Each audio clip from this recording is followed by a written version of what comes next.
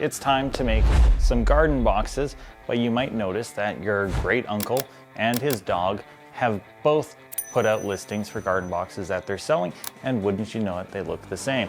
With garden boxes being such a popular buy at this time of year, how do you capture those sales? Well, there's two things you can do. First thing, you can make it super cheap and lose on a lot of profits, or make it slightly different, do a different design than what's available in your area. So today I decided to make a Japanese inspired one. It is this right here, and I actually posted a picture of it in progress this morning before I was even finished it, and somebody asked to buy it for $60. So I made $45 worth of profit on this garden box. I'm gonna show you how to make it. One 2x6 and one 1x6 is all I need. Okay, so the first measurement that we're gonna need to do, before I do any measurements, I'm going to clean off the end of this board so it looks nice.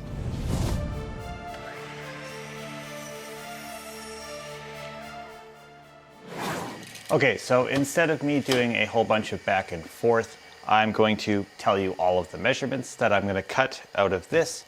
Keep in mind, I'm ripping all of these into 2x2 material. So if you're using a 2x2, then these are your measurements. I need to cut 4 of these at 19¼ inch. Then I need to cut 4 pieces at 10½ inches.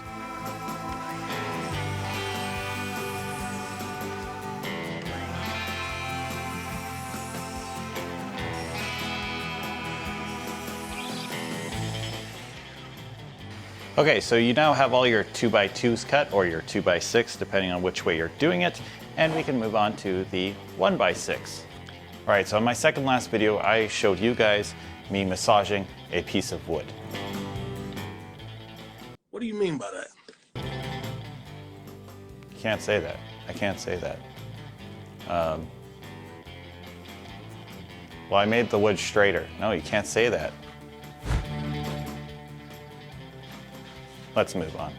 So as I mentioned, we're just going to do all of these measurements at once, and I'm going to tell you what they are, and then we're going to cut them out. So you need 2 pieces that are 30.25 inches, or 30¼ inch. So for you guys, when you're thinking about inches, do you think 1¼ or 1.25? For me, it's decimal points in my head. How do you guys think about it? And the next measurement that you need is 2 pieces of 1x6 cut to 9 inches. All right, let's get these all nice and cut up. Sound like a plan? Sounds like a plan.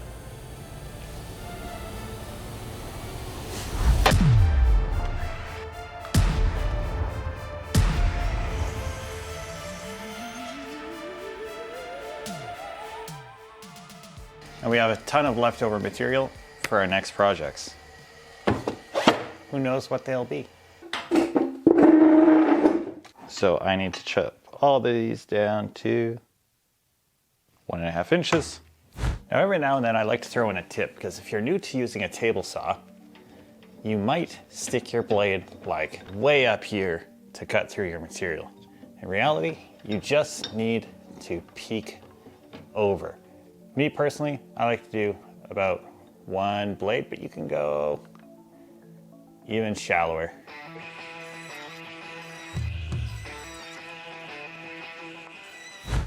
All right, so now we need to mark some lines before we can start pre-drilling a whole bunch of holes. What I'm gonna do is I'm gonna take my 9-inch piece here, and I've taken all of my boards and I've made them nice and straight, as you guys can see from up there. And I'm going to take this and I'm just going to draw a line all the way down. So we can take one of our little leggy pieces and we're going to line that up against our mark that we just did, and we're going to do it again. Now on the bottom, we are going to actually just measure up 2½ inches, and from there we will use our square line all the way down, spacer guy again, and draw a line. A nice trick that I do is if you need to pre-drill right until it just pokes out, that is where I'm going to set this in place. And right now all that I'm doing is I'm finding center and punching holes before drilling all of my holes. There's 2 holes in the bottom part of the legs and only 1 hole in the top part.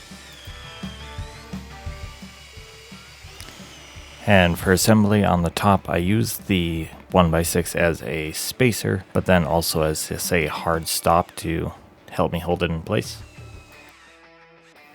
I then add a little bit of glue and a whole bunch of plugs to fill in those gaps. Okay, so now I'm just going to put in some efforts and clean everything up. I'd used a flush cutting saw to trim my plugs or dowels.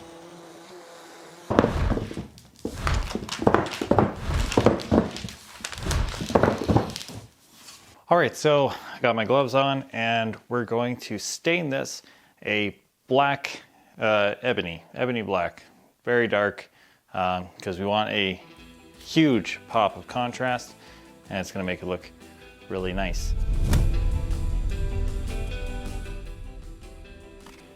This section doesn't need any stain, and these insides don't need any stain either.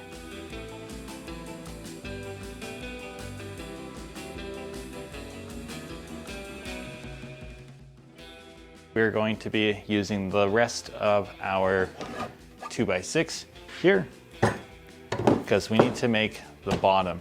Okay, so I'm going to be measuring this to be 28 3/4 of an inch. And then we're going to cut this out and then we're going to resaw this in half.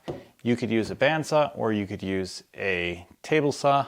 I think I'll use the table saw because I think more people have table saws than they have bandsaws. Hey guys, I don't know what I'm doing in the video right now, but I'm trying to hit 10,000 subscribers by the end of June. If you're enjoying this video and you enjoy content like this, if you could consider subscribing, it would help me out so much, as well as liking and hitting the hype button. Apparently, it changes everything. So if you try it, let's see what happens. Thank you very much. You're the best. Okay, so before I can assemble my box, I need to take those 2 pieces that I just ripped. I'm going to rip them to 4.5 inches. Just take a board like so. Use it to mark a line. Draw a line. I'm just going to use a little ruler guy. And I'm going to measure down 1 inch. Now I said this was Japanese inspired. I did not say it was Japanese quality. Those are 2 very different things. One of them I can do, the other I cannot.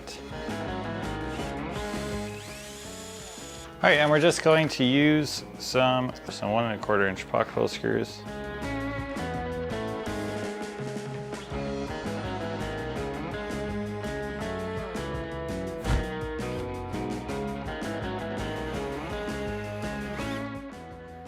So I'm using a scrap piece of 1x6 and I'm just going to put it right here, and then I'm going to pre-drill essentially centered with the 1x6.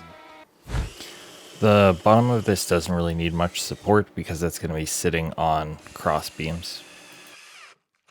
I need to make a whole bunch of plugs. 1, 2, 3, 4, 8 plugs.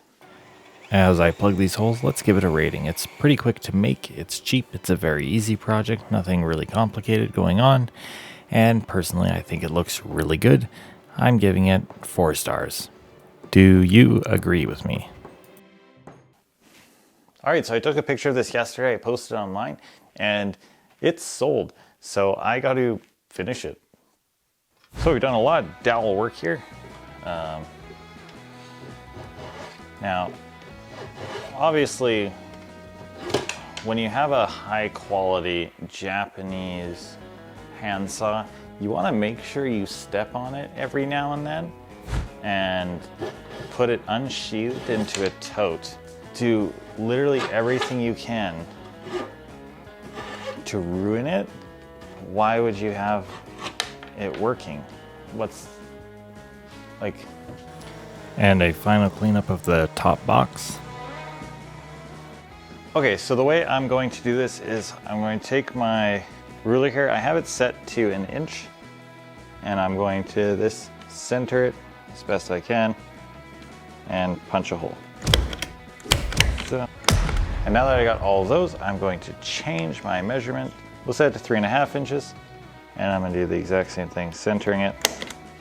So I pre-drilled using my pre-drilling bit, and then I used my pocket hole bit to drill a little bit deeper, and then I started attaching everything using the 1x6 as a spacer from the outside to align it, and then I used some CA glue and a bunch of plugs to fill those holes, and then just chiseled them away, and we were done. I've posted it online this morning using this picture right here, and it's already sold. 6 hours later. I literally didn't finish making it yet. It was an in-progress picture, and I've sold it already. So that's really awesome. I got it finished up today, and here it is. I just want to say really quick, I'm trying to get 10,000 subscribers by the end of June. So if you guys can just look inside of this box and subscribe, it would help out so much. That was so lame.